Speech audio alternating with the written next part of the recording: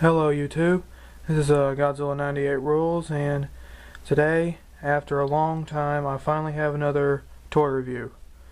Now before I begin, I will go out there and say to fellow YouTubers out there who have requested figures that I am sorry that I haven't responded to any of your requests or response lately. It's just that I got a little bored with this hobby and I want to try something new for a while, so I took a break on it, and I've been busy getting other important stuff out of the way, like getting ready for college and all.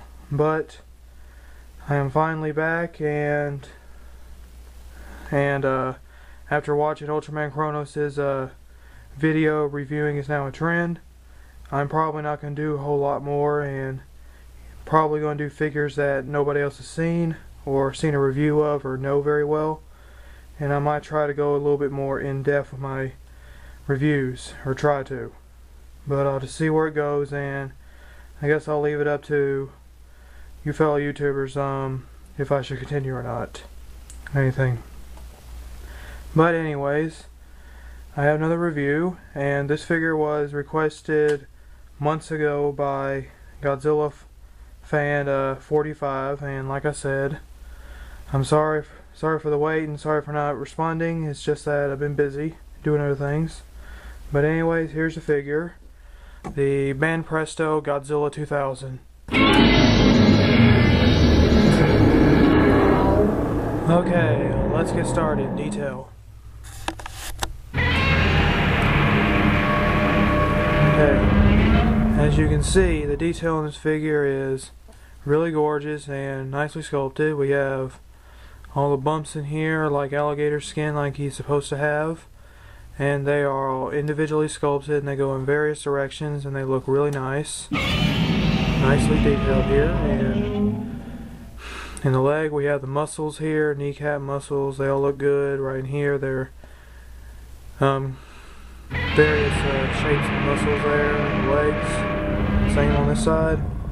Right here we have the chest plate. It looks nice. And same for the entire chest muscles here, arms. And I mean, to me the arms are a little skinny and too long, but that's just me. And the detail on the hands look nice, the claws. Same for the feet right here. They all look really nice.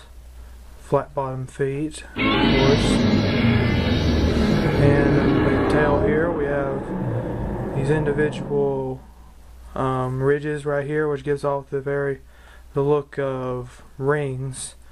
Something unusual for a Godzilla, but I like it. Looks nice. And got, of course, point in the tail, and fins all the way up to the back.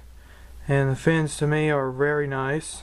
I really like the way they just go in different various directions, and and I really like the way they're shaped, because this Godzilla 2000's fin design is one of my favorites. And for the head is really nice. Eyebrows are good. His little nose is good. His ears, like he's supposed to have. The way his neck is done is unusual too, but it looks really nice, even though it looks like it's sinking in a little, but I like it. Looks pretty good. And nice thing about the teeth that I think is really nice is that the teeth are actually individually sculpted, which is unusual in some Godzilla figures, but this one here is actually individually sculpted, and it looks a lot nicer. And the same with the tongue. The tongue is sticking out, so that's a very nice effect. And I like the look in his eyes. That's pretty good. Overall, the detail in this figure is really gorgeous, and I really love it. So, okay. And paint job. And the paint job on this figure is really nice as well.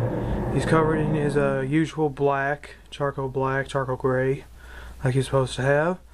The fins, spines on the back here are a reddish purple, like he had in Godzilla vs. Megaguirus, but in Godzilla 2000, I don't think his spines here were that red, but they still look good.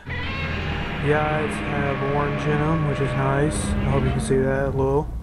They have orange pupils in them. Tongue is nicely red and is Looks really nice. Teeth, claws on hands and feet are a golden yellow, which I like. That's not too bad. And other than that, that's about it. He's got a very basic paint job. And articulation. Honestly, this figure has articulation, but it's very limited due to the fact that this figure is really just for display. It comes in 3 pieces: the head, the leg, and the tail here. But I don't want to risk taking him off because this figure is not in 100% good condition, as you can see with the head right there.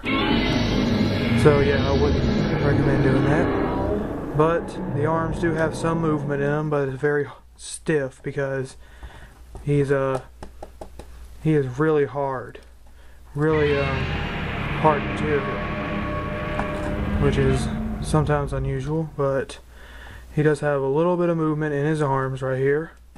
They can go 180 degrees like that. Same with his other arm. This one's a little harder because of the individual bumps right there inside the armpit, but it can be moved 180 degrees. Other than that, that's about all the movement he has in here. If there's any movement in his head or tail, then my figure can't do it, but maybe yours can. But anyways, that's articulation. Now for scaling. This figure is an 8-inch figure, so none of my figures will really scale up to it well, but we'll give them a try anyways. Let's try the Treadmaster's Living Godzilla 98.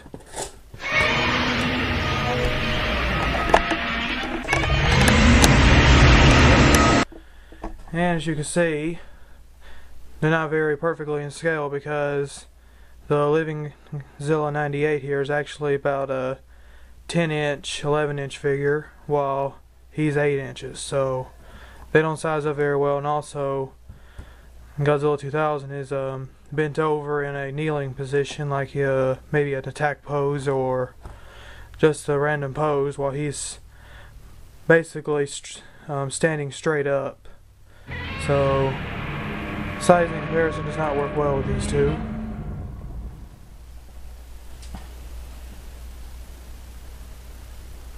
Okay, and let's try the Bandai Creation 12-inch Godzilla 2004. Now, sizing with this is a little better, but he's still a bit taller. And I said 12-inch, but honestly, this figure is more in the 10-inch line. He's not really 12 inches, but they still look pretty good. He's a little taller, and I may be wrong. I might need to check up again. I can't believe I'm saying this, but I could be a little wrong. I think Godzilla 2000 was like 55 meters. I have forgotten, but I think Godzilla 2004 was only 50 meters.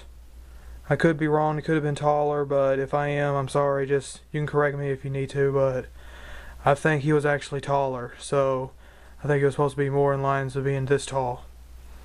I could be wrong, but I guess it doesn't really matter. Okay.